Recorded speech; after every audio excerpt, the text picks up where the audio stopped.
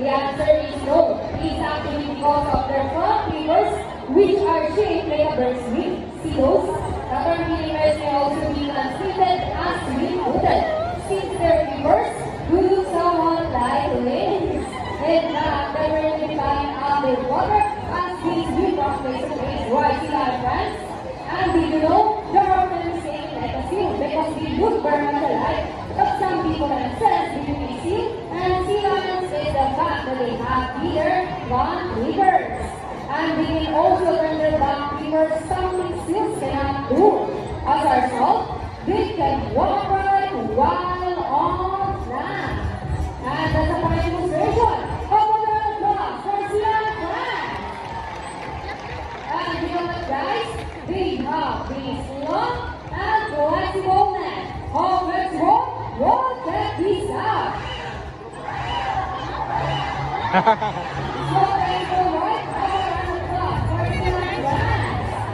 As you can see, their bodies cover a tingle of coarse hair, and their whiskers help the sea lion's sense of touch. They contain nerve fibers, which make them sensitive. Oh, nice one. Yay!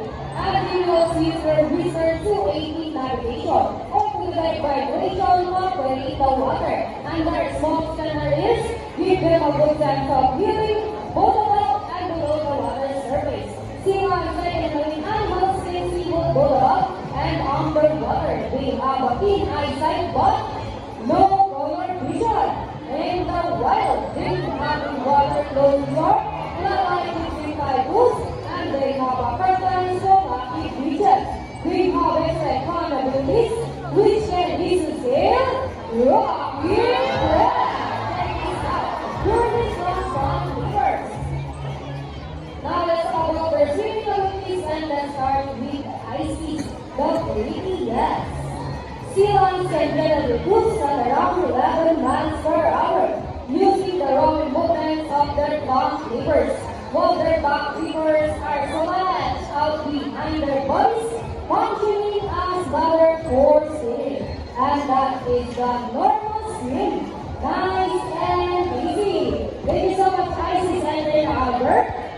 But when chasing their prey or escaping from predators, we can keep a bird without you. Ready, Sandra?